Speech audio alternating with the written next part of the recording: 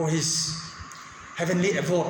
This is his very last word, and this is all over the internet, YouTube, Facebook, WhatsApp, X. So this is the very last word. He just remember 1 Corinthians 15:55. That is, "O death, where is your sting? O grave, where is your victory?" And then he again, very heavily, utter this word again. "I feel no sting. I feel not the sting of the sin. I feel no fear to die. Grace has overpowered my sinful heart." And this is none other than John Fullerton MacArthur.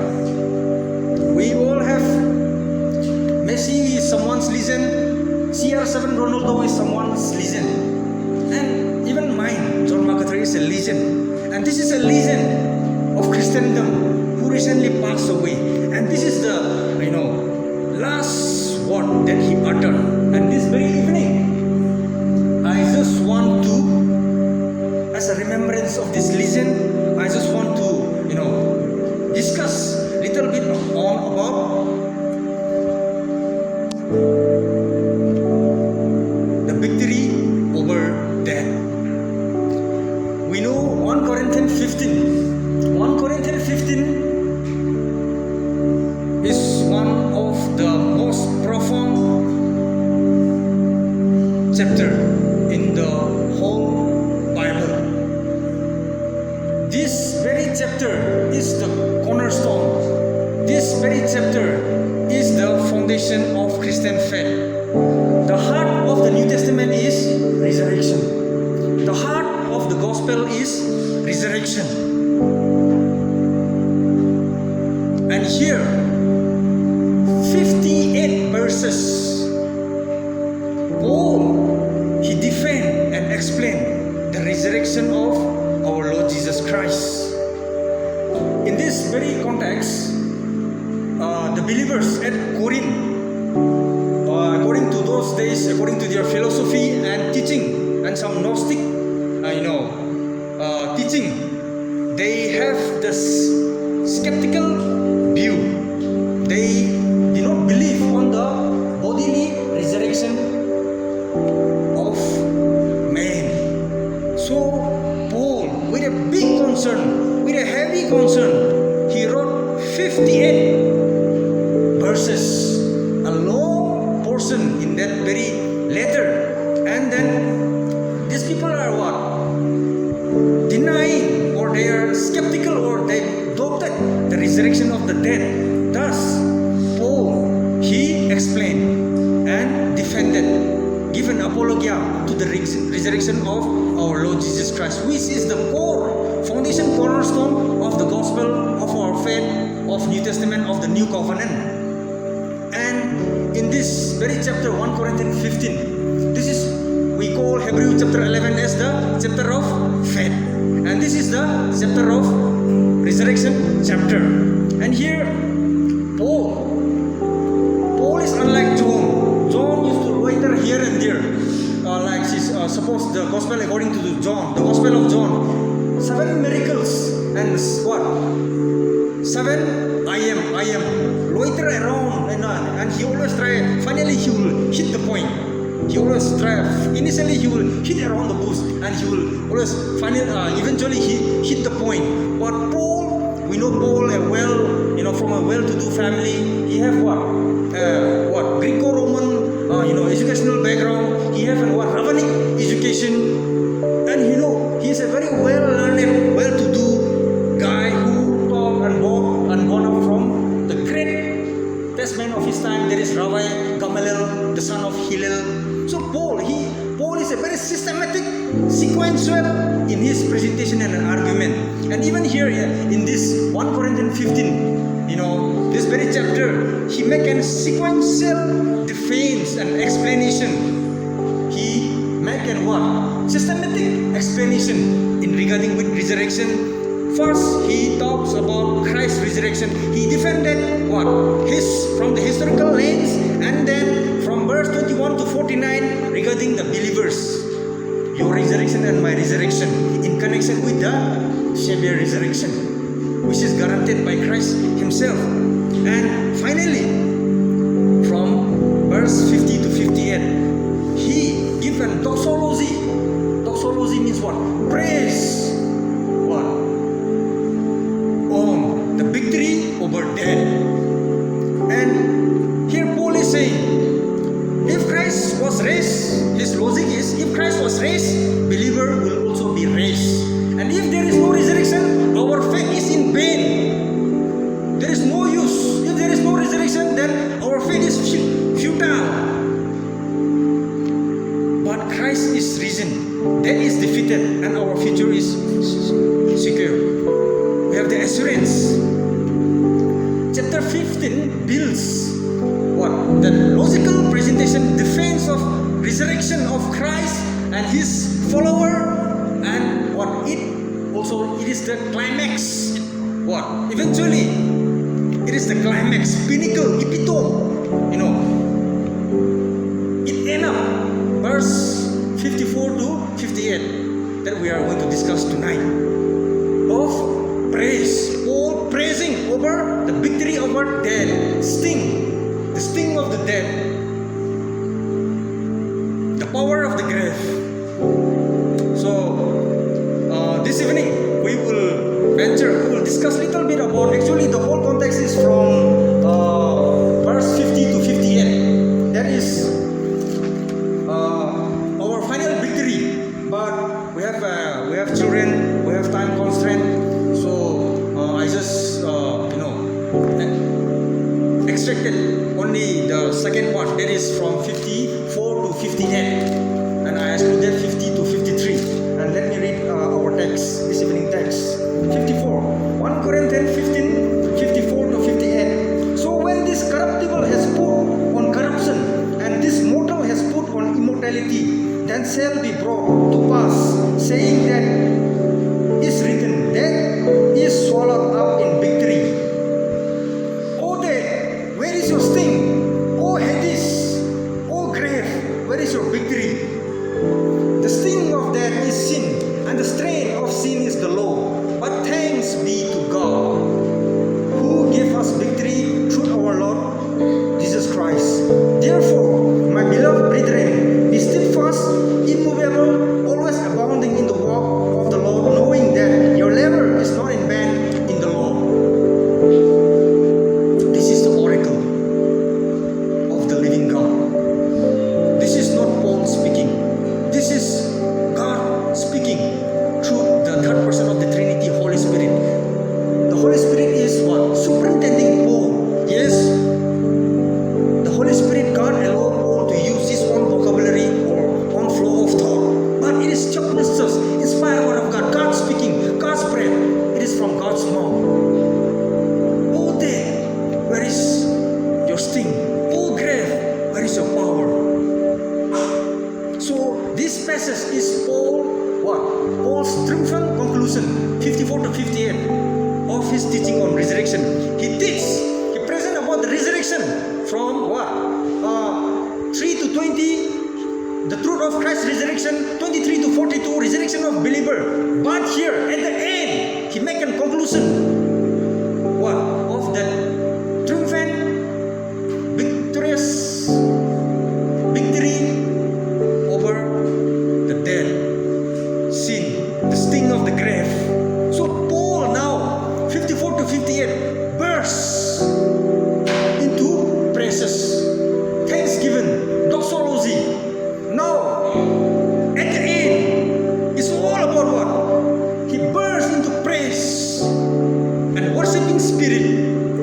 54 to 58, 54 to 56, it is doctrine, and 57 is doxology, thanksgiving, and 58 is duty.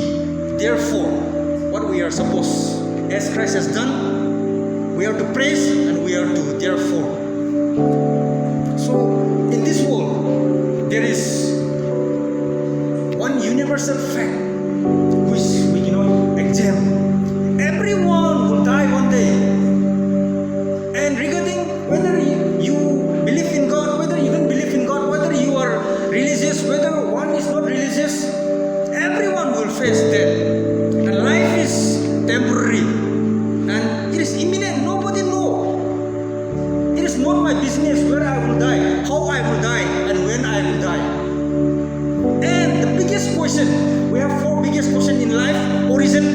Where did I come from? Meaning. What is the meaning of life? Morality. What is the standard to judge right and wrong? And destiny. Is there hope beyond the grave? What happened after I die? Death is unavoidable. Nobody can escape. There is no class, high class, no color, black or white, no religion. Everybody cannot exempt, cannot escape from death. And what? The great Alexander, who conquered the world, when he died, those days there is no malaria vaccination or medicine. He died from what? Malaria, from high fever. The fever reached the head, and then before he died, he told his PA, private assistants, let gold and silver spray from my palace till the grave where I will be buried, and let the doctor, physician carry my coffin, and let my empty hand be out of the coffin. Alexander the Great, Demagogue who conquered the world, said, means what? Let gold and silver spray throughout the way, on the way to my grave from my palace, means nothing to do with gold and silver, as Solomon said, vanity. And let the doctor, physician carry my coffin. The doctor cannot protect him from death. And let my hand, let one of my empty hand be what? Sworn to the wall. Means what? I come naked, I'm going to go back naked. That's it. Death is unavoidable. There is no class, no color, no religion. And in every cemetery, in every what? Memorial stone, tombstone, there is a sermon that life is short and everybody is going to die when we go to cemetery. That is the symbol. That is the sermon. That has an universal audience. Everyone in this universe. But the Bible doesn't, or Paul doesn't leave us in despair, but we are given the blessed hope. And there is also a what? Life's countdown, which is inevitable in everyone's life. Whoever, all the Adam's descendant, the community of the fallen world, every birth, when a baby is born, countdown 199, 98, 0 is under the grave. So in every life there is a what? Inevitable, compulsory countdown. Boom, tit, tit, tit, psh, that one, countdown, timer. So in everyone's life there is a countdown. Nobody cannot escape. When the baby is born, when she starts crying, the countdown has started begin. And some clocks, tick, tick, tick, is very fast. Some die very fast. Some die, 10 years old, 15 years old, 20 years old, 30 years old. But some clocks are slow. But everybody is going to reach that zero countdown. So life is a countdown from birth to death. And here, the big question to everyone is there an escape? Is there an avenue, a route where we can escape from death? And has anyone conquered the grave? Can that victory be ours? Can anyone escape from death? And has anyone conquered that death, that grave? This is the greatest question, human question, existential struggle. Can that be overcome? Can we win, triumph over death? There is religion, status, wisdom, power cannot answer this. Only one person provides the answer. That is our Lord Jesus Christ. And here the answer is yes. Jesus Christ is the one alone. Acts 14:12. There is no any name under heaven that man can be saved. John 14:6. I am the only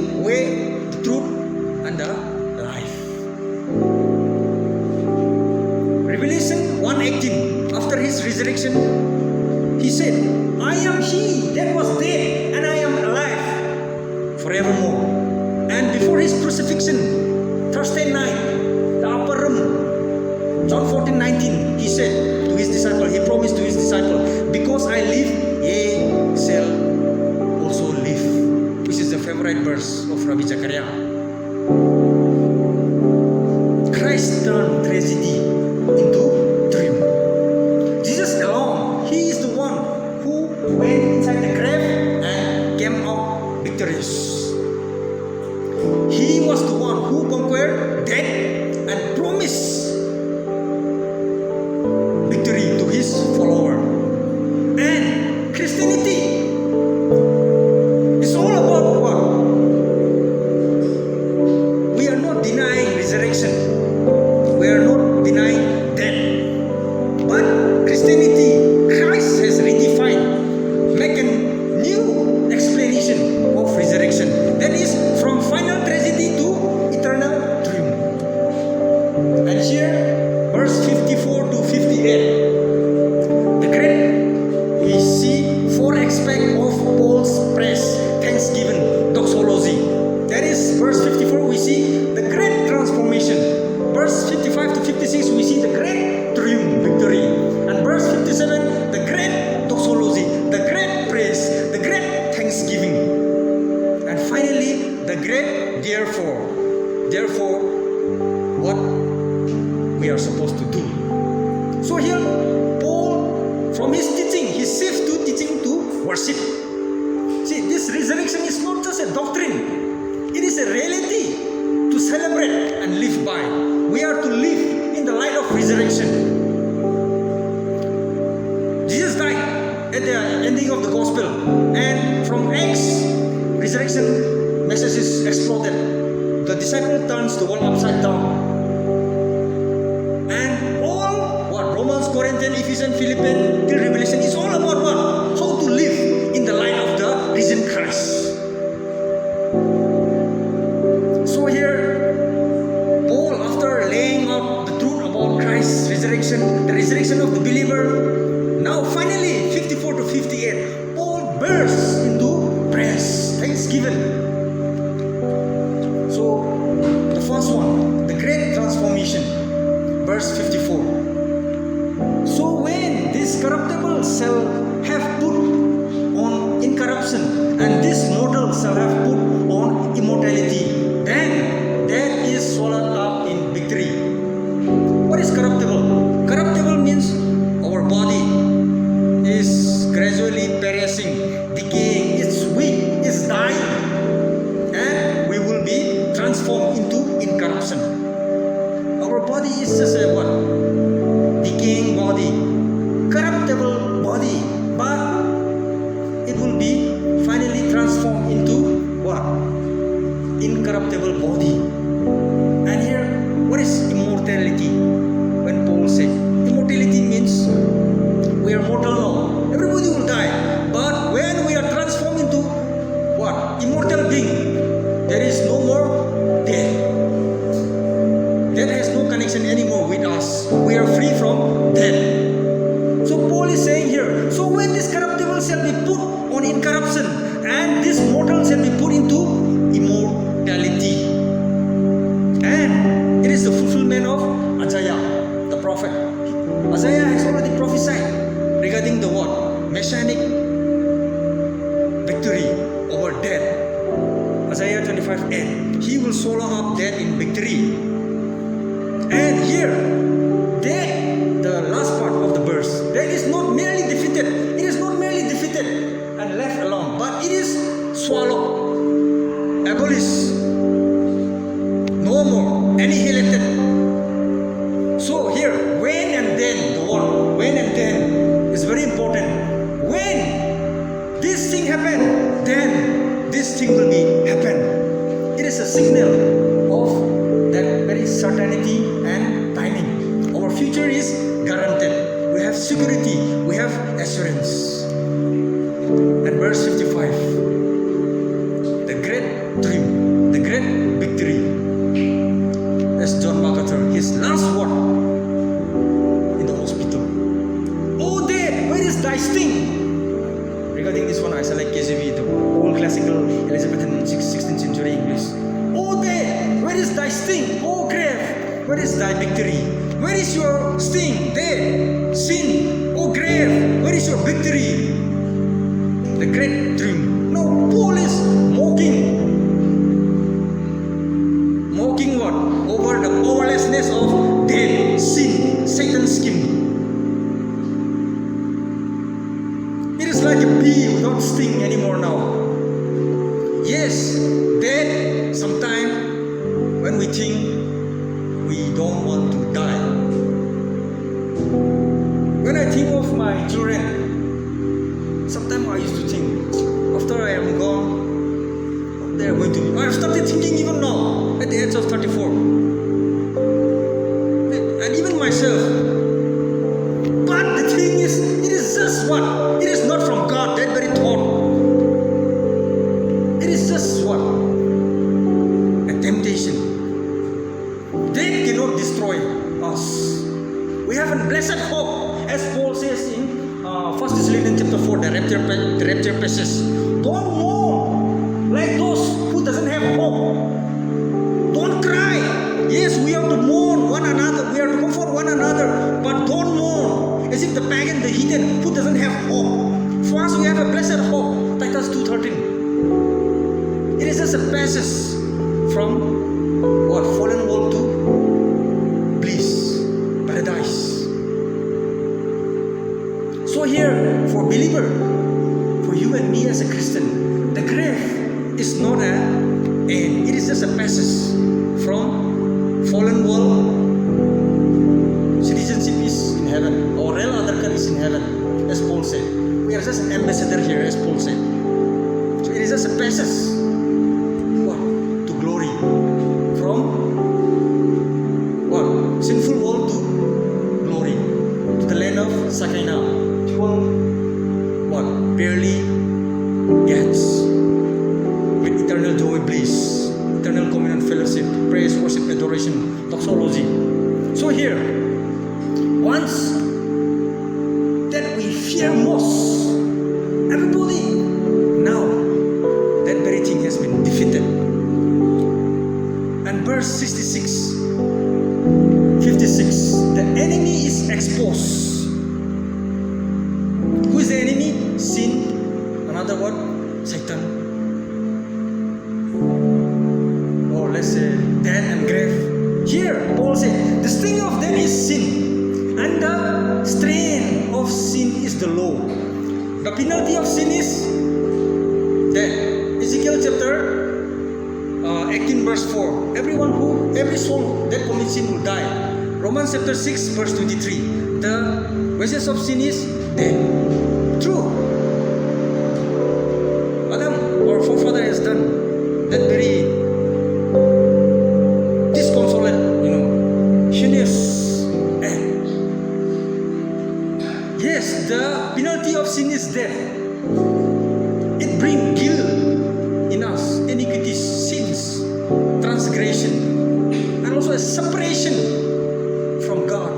We become children of wrath. Corruption and depravity. But then the thing is, yes, sin strength is the law. See, in the Old Testament, why God give that law, Old Covenant law? It's all about He give the 613 laws to the Israelite. It's all about what? Nobody fulfill. As said, Christ is the end of the law. Christ is the one only who fulfilled, right? No man can what? Accomplish the standard or the law. Nobody can fulfill. So it's like a mirror. The more we try to what? Fulfill the law of God, the more we see our sin and depravity, our incapability. So sin, the strength of the law is sin. And it's all about what? God's standard exposes our failure. It's all about trying to expose more our what?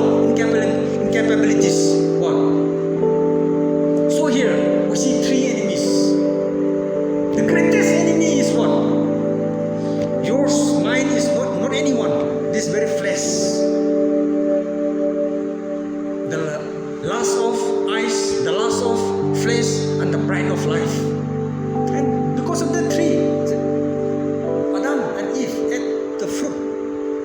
And 1 John chapter 2 verse 16-17 is also mentioned. So here, there is three enemies. The greatest enemy is the law condemns us, and sin enslaves us, and death destroys us. That's the reason John 11:35, the shortest Bible verse, Jesus wept. Jesus is not crying because Mary and Martha is, crying for dead Lazarus. No, primarily, yes, it can be secondary sense. He is crying. He now see what sin and death has done to humanity. Just Jesus wept, the shortest Bible verse. And here, nobody fulfilled. We are enslaved and we are to be destroyed. Hell awaits us, all the fallen humanity. But Christ fulfilled the law, bore our sins, and conquered the dead. So verse 57, the great thanksgiving. There is doxology, the great praise or thanksgiving. From verse 54 to 57, it is the truth of the resurrection or doctrine. But here, verse 57, yes, Paul now finally bursts out his heart, soul, mind.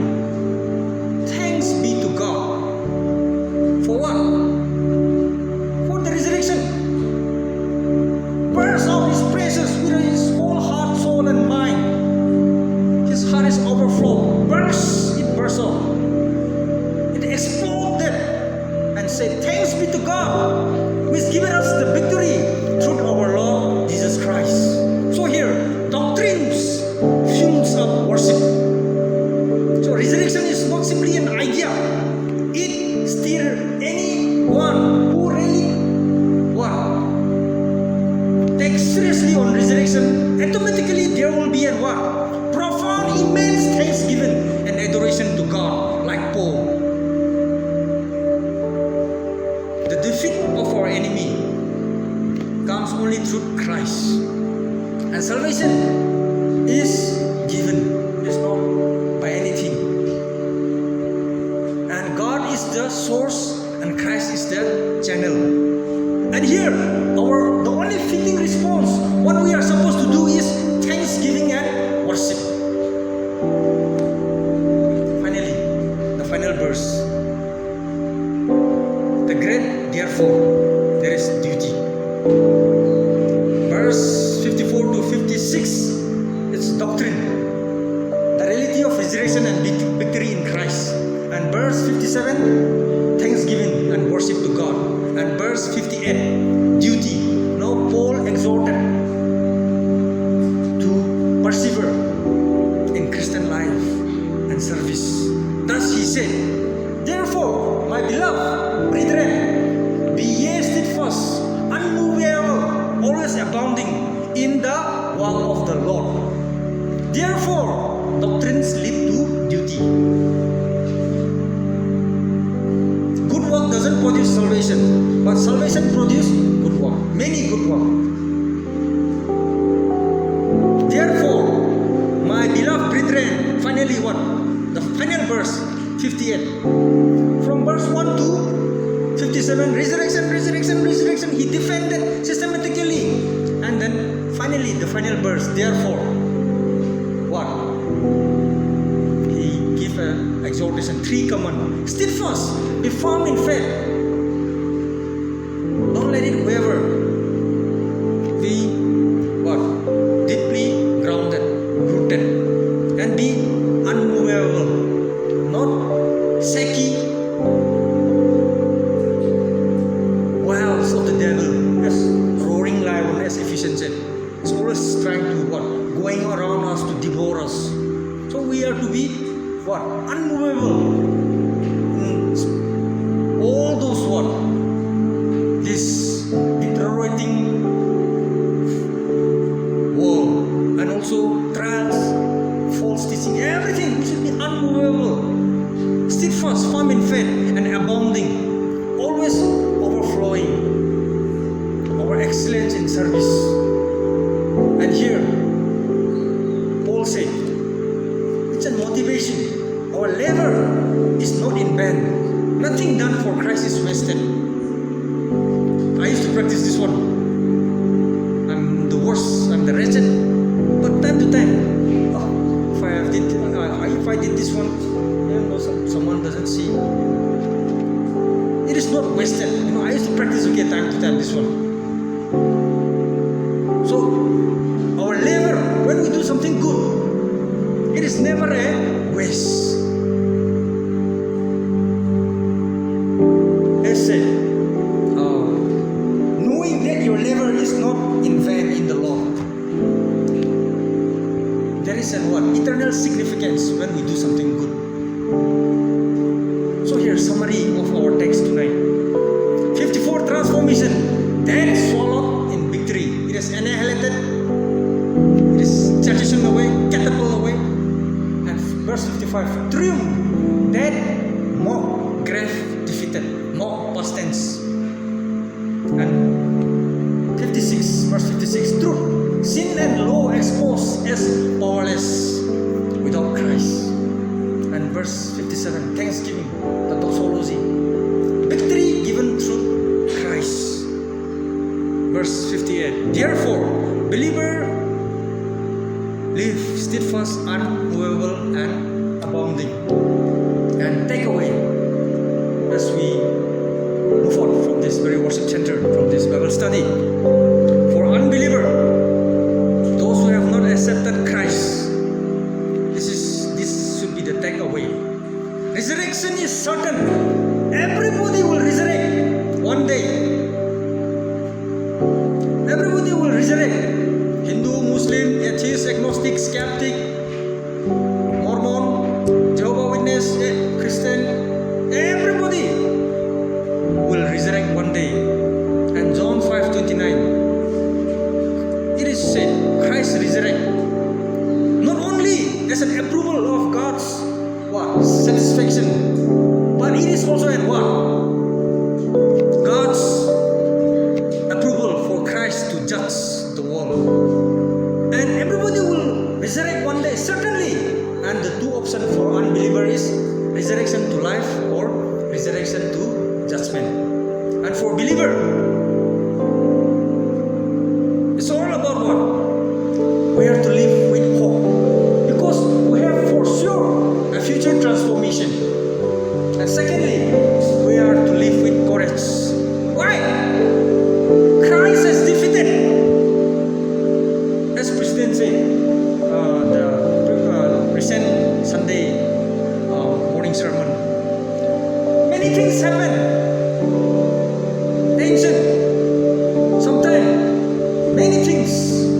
Because we, as Job said, our life is like a fire that endless.